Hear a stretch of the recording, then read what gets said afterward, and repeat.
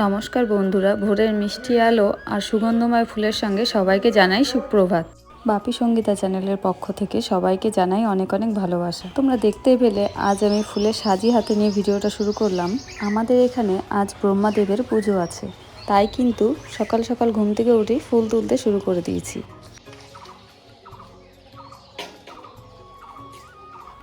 আমাদের বাড়িতে কিন্তু আমাদের ফুলের বাগানে নানান রকম ফুল আছে, আর প্রত্যেকটা সিজনেরই ফুল কিন্তু আমাদের বাড়িতে কম বেশি সবসময় থাকে। তো তোমরা দেখতে থাকো আমাদের বাড়িতে ঠিক কত রকম ফুল গাছ আছে।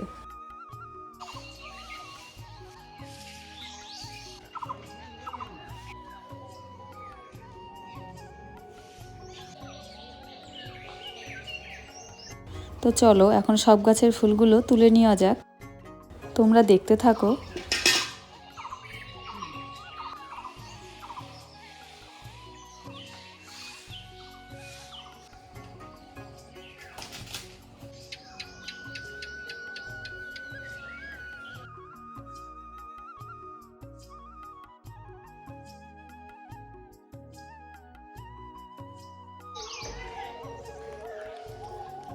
তো মোটামুটি আমার কিছুটা ফুল তোলা হয়ে গেছে, আমার সাজিতে দেখতেই পাচ্ছ।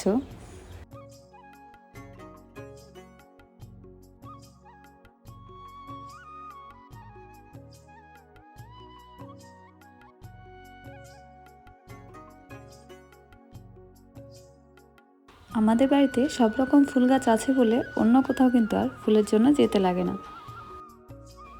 কটা ফুল উপরের দিকে রয়েছে, তাই নিজে পাততে পারছিলাম না বলে বড়মশাইকে বললাম ফুল কটা পেরে দিতে।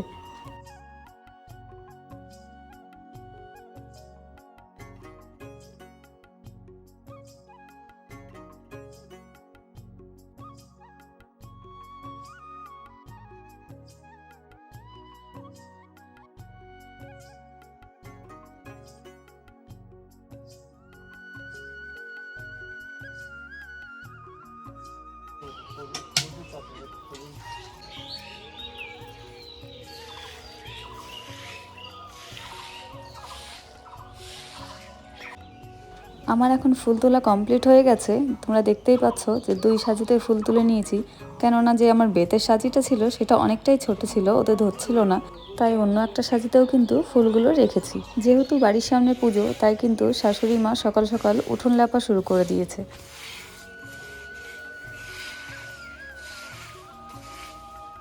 তারপরে আমি ঘরে চলে আসলাম আমার বীরবাবুকে ঘুম থেকে জাগানোর জন্য। সে কিন্তু ঘুম থেকে উঠেই সবাইকে হাই করে দিল।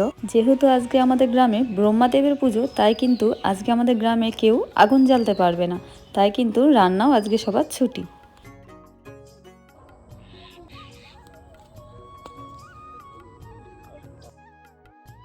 তো এখন আমি চলে আসলাম আমাদের কলা বাগানে। গাছে কোনো পাকা কলা পাওয়া যায় কিনা তার খোঁজে। একটু ঘুরে খুঁজে দেখতে হবে কোনো কলা পেকেছে কিনা। তো চলো দেখা যাক কোনো গাছে কোনো কলা পেকেছে কিনা। যেহেতু পুজোর প্রসাদ বানাবো, তাই চেষ্টা করছি যে নিজেদের গাছের কোনো ফল যদি পাকা থাকে সেটা দিয়েই আজ প্রসাদ বানিয়ে ঠাকুরকে প্রসাদ বানিয়ে দেব। তো খুঁজে দেখি কোনো পাকা ফল পাই কিনা। তো তোমরা দেখতেই পাচ্ছ একটা কলা ছড়াতে বেশ কটা কলা পেকেছে। যে কটা পেকেছে সে কটা দিয়ে কিন্তু আমার পুজোর প্রসাদ বানানো হয়ে যাবে। আর তোমরা যে পাকা পেঁপেটা দেখছো, এটা কিন্তু আমাদের বাড়ির গাছেই ছিল। পেঁপেটাও কিন্তু এখন আমরা পেরে নিলাম, এটা দিয়েও কিন্তু প্রসাদ বানাবো। তো তোমরা দেখতেই পাচ্ছ পেঁপেটা কত সুন্দর রং হয়েছে, পুরো হলুদ হয়ে রয়েছে। তো পুজোতে কিন্তু ডাবের জলও লাগবে, তাই গাছ থেকে ডাব পাড়া হচ্ছে। গাছটা যেহেতু অনেকটাই উঁচু, তাই কিন্তু পাততে বেশ সমস্যা হচ্ছে।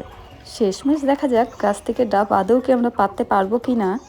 অনেক কষ্টের পরে ডাব কিন্তু পাড়া হয়েই গেল। একটা ডাবের থেকে কিন্তু এক ঘটি জল হয়ে গেছে, সেটাই কিন্তু আমার পুজোতে লাগবে। তো এখন কিন্তু আমি পুজোর জন্য পুরো রেডি হয়ে গেছি। তো চলো পুজোর ওখানে যাওয়া যাক, তারপরে তোমাদের সঙ্গে আবার দেখা হচ্ছে। তো এখন যে ঠাকুরটাকে দেখতে পাচ্ছ, ইনি কিন্তু ব্রহ্মাদেব, ইনারই আজকে পুজো হবে এখানে। যে ঠাকুরগুলো তোমরা দেখতে পাচ্ছ সেগুলো কিন্তু আমাদের বাড়ির সামনেই একটা মন্দির আছে, সেই মন্দিরেরই ঠাকুর। এই মন্দিরে কিন্তু একটা গোপুসোনাও আছে। আমাদের এই মা কিন্তু খুবই জাগ্রত। ব্রহ্মাদেবকে যে ক্ষীর প্রসাদটা দেওয়া হবে সেটাও কিন্তু এখন বানিয়ে নেওয়া হচ্ছে। তো পুজো কিন্তু চলছে, তোমরা দেখতে পাচ্ছ, আর অনেকে এসেছে পুজো করতে। আর হ্যাঁ, এই পুজো শেষ না হওয়া পর্যন্ত কিন্তু আমরা বাড়িতে কেউ আগুন জ্বালতে পারবো না। তাই কিন্তু আমাদের গ্রামের প্রত্যেকটা বাড়িতেই সবাই আগের দিন রাত্রেই রান্না করে রাখে, এটাই কিন্তু ব্রহ্মা পুজোর নিয়ম। এবার আমি ঠাকুরের সামনে গিয়ে ধূপ আর মোমবাতি দিয়ে ঠাকুরের আরতি করে নিলাম।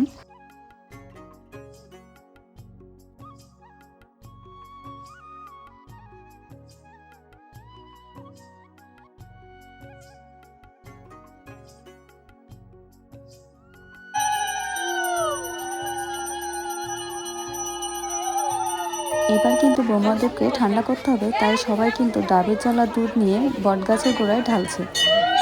এবার কিন্তু হোমযজ্ঞ হয়ে আমাদের পুজোটা সমাপ্ত হবে। আমিও কিন্তু চলে এলাম এবার দুধ ঢালতে ব্রহ্মদেবকে ঠান্ডা করার জন্য।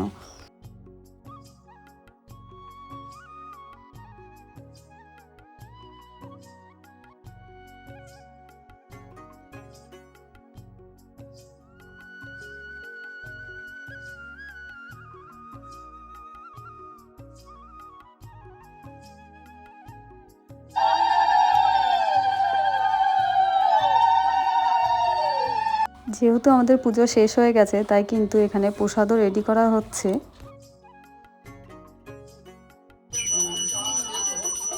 আজকের ভিডিওটা এখানেই শেষ করছি। ততক্ষণে যেন সবাই ভালো থেকো, সুস্থ থেকো। দেখা হবে আবার পরবর্তী ভিডিওতে। আর আমার ভিডিওটা যদি ভালো লাগে তাহলে অবশ্যই লাইক, কমেন্ট আর সাবস্ক্রাইব করতে ভুলো না কিন্তু।